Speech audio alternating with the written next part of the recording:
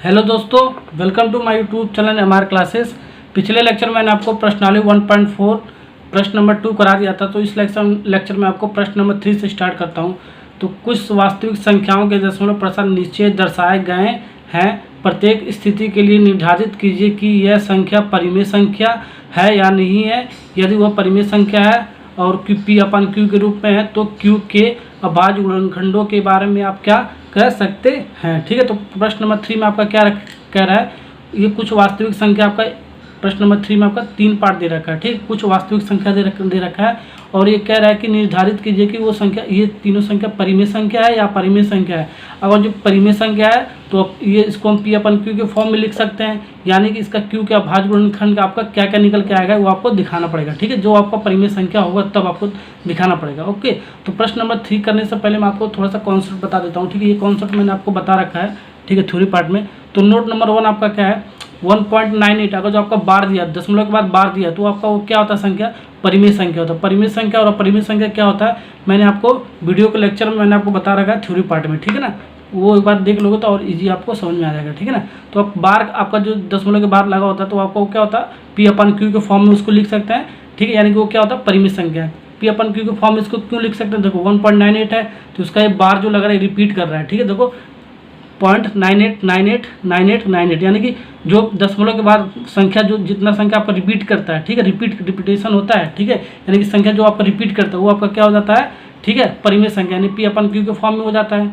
ठीक है, P/Q के फॉर्म में हो जाता है। साथ ही साथ ये जो आपका संख्या होता है, जो बार वाला संख्या दशमलव के बाद, वो आपका अशांत होता है। ठीक है, परिमेय संख्या होता है साथ ही साथ वो अशांत, इसका दशमलव प्रसार क्या होता है, अशांत होता है, यानी कि 2 के पावर n इंटू 5 के पावर n के अलावा गुणज आता है तब हमारा वो अशांत प्रसार होता है। ठीक है, दशमलव उसका। अब सेकंड पार्ट आपका क्या है, ये वाला टर्म्स दे दे। ठीक है, इसको हम ये ऐसे आपको दे दे 75 दशमलव के बाद ये जो आपका गिनती वाला टर्म दे दे। ठीक है, तो ये आपका क्या होता है, परिमेय संख्या तो है। ठीक है, साथ ही साथ इसका दशमलव प्रसार शांत होता है। ठीक है, ये आपको याद करना पड़ेगा। ठीक है ना, यानी कि इसको हम P/Q के फॉर्म में लिख सकते हैं, यानी परिमेय संख्या होता है। और इसका हर का भाज्य जो गुणनखंड आप निकालोगे वो उसको 2 के पावर n इंटू 5 के पावर n के रूप में अगर जो होगा तो आपका दशमलव प्रसार शांत होता है। ठीक है ना, ये चीज़ आपको मैंने बता रखा है। थर्ड वाला क्या पॉइंट है आपका, दशमलव के बाद कोई आपका जो संख्या दिया था वो रिपीट नहीं करना चाहिए। इसमें रिपीटेशन अलाउ था, इसमें रिपीट कर रहा था। ठीक है, इसमें रिपीट नहीं करता है। ठीक है, इसमें संख्या रिपीट नहीं करता है। जो संख्या रिपीट नहीं करेगा दशमलव के बाद वो आपका क्या होता है, P/Q के फॉर्म में आप नहीं लिख सकते, यानी कि अपरिमेय संख्या होता है। ठीक है, और साथ ही साथ इसका दशमलव प्रसार क्या होता है, अशांत होता है। ये 3 पॉइंट आप याद रखना। क्वेश्चन नंबर 3 आपका ईजी तरीके से बन जाएगा। ठीक है, अब पहला पार्ट करते हैं प्रश्न नंबर 3 का हल नंबर 1। ठीक है, ये आपका दे रखा है। ठीक है, चलो इसको पहले मैंने उतार लिया। अब दशमलव इसको हटाओगे, ठीक है, दशमलव हटाओगे तो हर में आपका जितना संख्या होगा उतना आपका 0 हो जाएगा। ठीक है, तो हमने दशमलव हटा दिया। ठीक है, यानी दशमलव हटा के पूरा संख्या लिख दिया। अब देखो दशमलव के बाद कितना संख्या है, 1 2 3 4 5 6 7 8 9 संख्या है, यानी कि 10 के पावर 9 लिख दिया। फिर थोड़ा सा और सिंप्लीफाई करो, हर को हम या देखो ये इसको तो हम P/Q के फॉर्म में लिख सकते हैं। यहीं से आपका पता चल रहा है, यानी कि आपका क्या है, परिमेय संख्या। तो परिमेय संख्या तो हर का अभाज्य गुणनखंड निकाल के हमको दिखाना पड़ेगा। ये तो क्वेश्चन में आपको पूछ रहा है ना, तो हर का अभाज्य गुणनखंड निकालेंगे 2 के पावर n इंटू 5 के पावर n भी लिख सकते हैं इसको, यानी कि क्या इसका तो हमने जो का तो उतार दिया, हर का हमने अभाज्य गुणनखंड निकाले 2 के पावर n इंटू 5 के पावर n, हमारा ये टर्म्स आ गया है, यानी कि इसको हम P/Q के फॉर्म में लिख सकते हैं। पर ये तो हमें पता चल गया ना परिमेय संख्या है आपका। अतः हर का Q का अभाज्य गुणनखंड हमारा क्या निकल गया है, 2 के पावर n इंटू 5 के पावर n। ठीक है, अगर जो इस रूप में होता है हर का अभाज्य गुणनखंड तो आपका दशमलव प्रसार क्या होता है, आपका शांत होता है, यानी कि 2 के पावर m इंटू 5 के पावर n के रूप में। अतः दी गई संख्या शांत होगी, यानी इसका दशमलव प्रसार क्या होगा, शांत होगा। तथा साथ ही साथ ये अपन P/Q के फॉर्म में है। ठीक है, ये क्या होगा, परिमेय संख्या भी आपका ये होगा। ठीक है, तो पहला क्वेश्चन आपका कंप्लीट होगा, पहला पार्ट। अब सेकंड पार्ट पे करते हैं इसका वाला। देखो कैसे करेंगे, देखो इस पर थोड़ा सा पानी गिर गया लेकिन आप देख लेना। ओके, अब देखो ये वाला सेकंड वाला आपका क्वेश्चन है, पार्ट नंबर 2 का आपका है।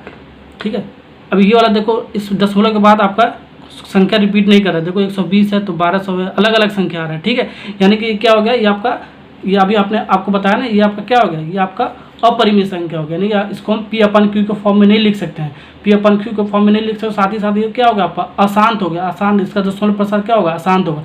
इसको हम लैंग्वेज फॉर्म में लिख लेंगे। ठीक है, और जो परिमेय संख्या होगा तभी हम हर का अभाज्य गुणनखंड निकाल के दिखाएंगे, यही आपको क्वेश्चन में पूछा है। और जो अपरिमेय संख्या आपको देखते ही पहचान ले रहा हो तो आपको हर का अभाज्य गुणनखंड निकालने की जरूरत नहीं है। ठीक है ना, तो हम लैंग्वेज पार्ट में लिख देते हैं, चूंकि इसमें किसी अंक विशेष की पुनरावृत्ति नहीं हो रही। देखो अलग अलग आ रहा है, ठीक है। यानी कि चूंकि इसमें किसी अंक की विशेष की पुनरावृत्ति नहीं हो रही है, अतः यह अशांत संख्या है तथा अतः यह एक अपरिमित संख्या भी है। यानी कि ये जो हमारा हल नंबर 2 आपका अशांत दशमलव प्रसार इसका क्या अशांत है, साथ ही साथ ये एक अपरिमेय संख्या है, ठीक है। अब सेकंड पार्ट भी आपका कंप्लीट, थर्ड पार्ट आप देखो क्या है, ठीक है। 49.1 2 3 4 5 6 7 8 9, ठीक है। इसके बाद आपका बार लगाया हो, ठीक है। अभी मैंने आपको बार जब लगा होता है तो उसका दशमलव प्रसार क्या होता है, अशांत होता है, ठीक है। साथ ही साथ वो क्या होता है, वो आपका परिमेय संख्या भी होता है, ठीक है। ये आपको अभी थोड़ी देर पहले मैंने आपको बताया। तो इसको लैंग्वेज फॉर्म में लिखेंगे, ठीक है, क्योंकि दी गई संख्या का दशमलव प्रसार क्या है, अशांत है, ठीक है ना। लेकिन दी गई संख्या P/Q के रूप में नहीं है, सॉरी, लेकिन दी गई संख्या P/Q के रूप में है, अतः यह संख्या क्या है, परिमेय संख्या है, ठीक है। इसको हम P/Q के फॉर्म में लिख सकते हैं, ठीक है। ये सब मैंने आपको परिमेय संख्या और अपरिमेय संख्या के बारे में डिफरेंस बता रखा है, ठीक है, थ्योरी पार्ट में।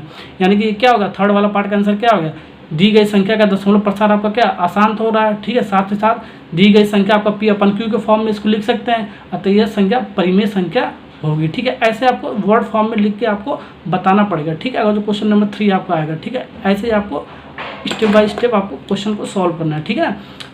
अब यहाँ पर हमारा chapter number 1 real number complete हो गया, ठीक है। अब नेक्स्ट लेक्चर से मैं आपको चैप्टर नंबर 2 बहुपद स्टार्ट करूँगा, ठीक है। Thank you.